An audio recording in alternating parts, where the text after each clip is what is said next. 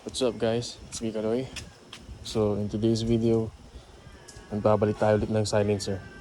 Paano ba naman yung mga gwardiya at admin doon sa Eton Tower?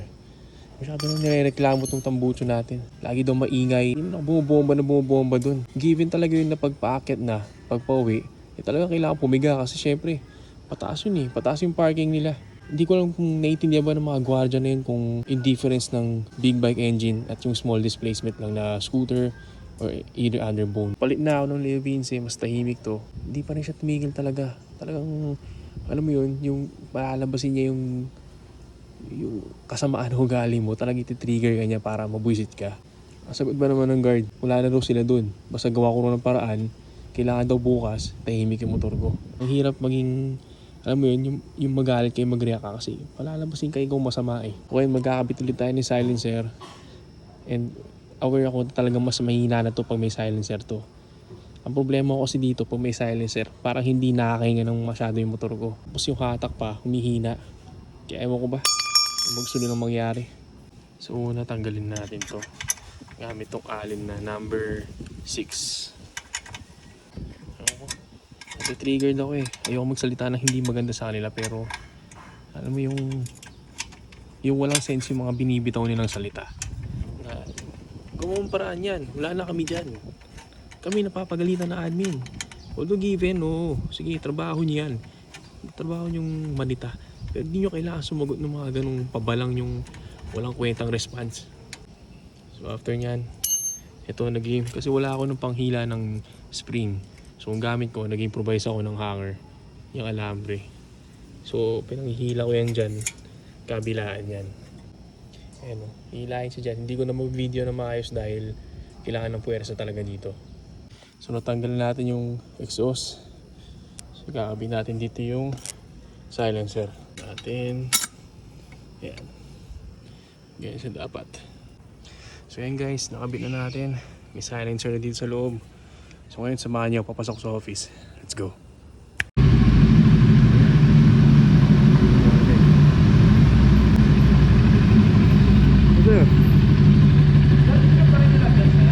Nagpalit na ako ng silencer. Ha? Nagpalit na ako ng silencer. Ano nagpalit sir?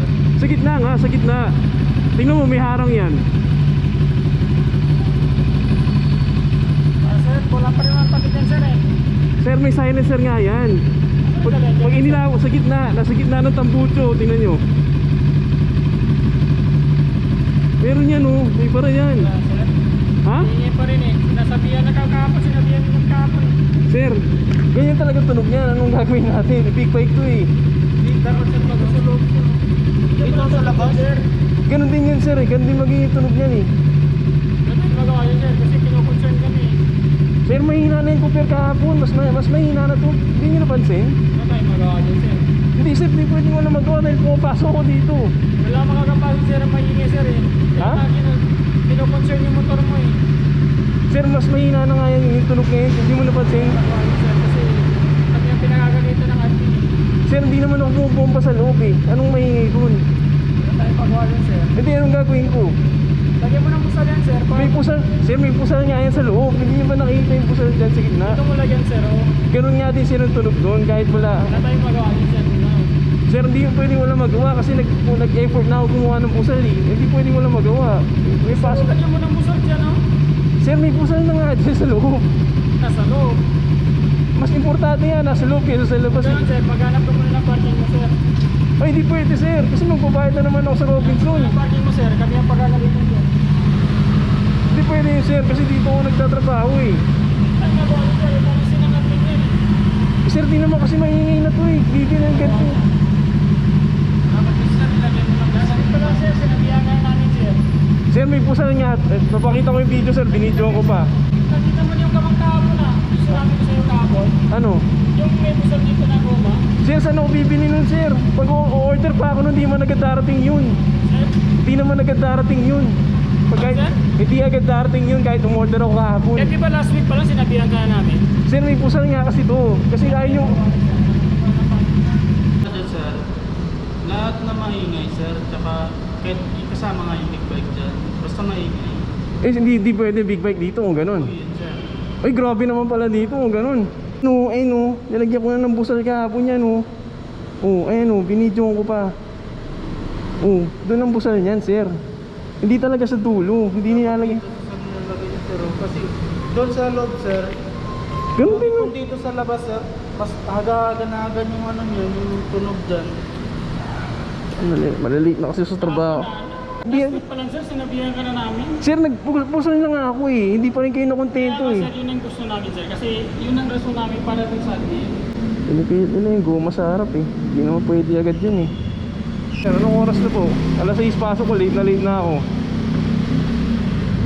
Ano yung magawa dyan sir? Kami bang pagkagalitan ka? Sige sir, malilate na kasi ako oh.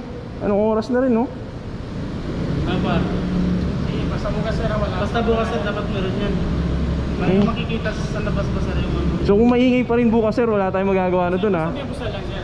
Para Basta may problema. busal lang. Oo nga, basta kung maingay pa rin, hindi na tayo maano dun. Basta huwag lang masyado kumuhain kasi alam mo naman ang admin. Basta may busal, walang problema yan sir. Basta ba't naman Sige, sir.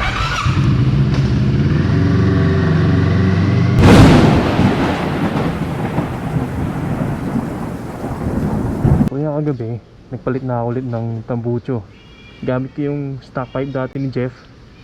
Titanium to na IX Race galing Italy. May busal na yan sa harap. Screen type pa.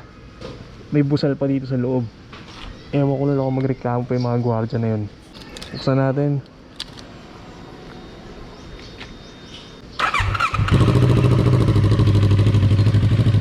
Para sa big bike, mahina yung ganyan tunog na naka-exhaust. Hindi ko na alam kung ano pang reklamo gagawin ng mga gwardiya na yun.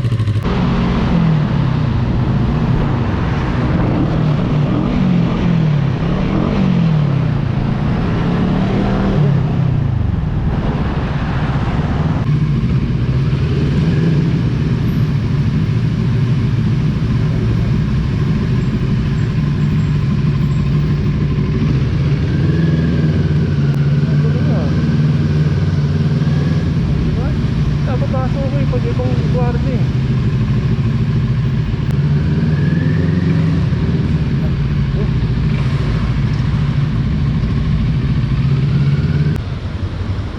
Ganda ng gwardiya na yun, yun lang may problema talaga eh. Nakita nyo, pinapasok ko nung dalawa. Walang sita-sita, bukas agad ng gate. Power tripping yung dalawang yun eh.